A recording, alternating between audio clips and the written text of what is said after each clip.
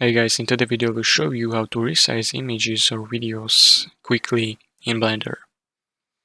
Open Blender and import the image or video you want to resize.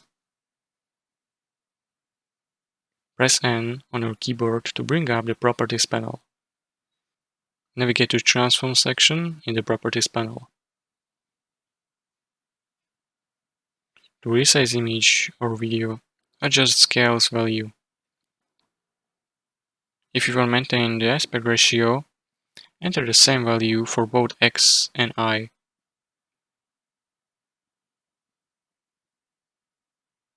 Move image or video to desired position by adjusting the X and Y value under the Transform section. If you need to increase the canvas size, go to Output Properties panel. Adjust resolution by changing the value under Resolution X and Resolution Y. Hit Enter or click outside to input box to apply changes. And that's it. If you found this tutorial helpful, please consider subscribing and liking the video.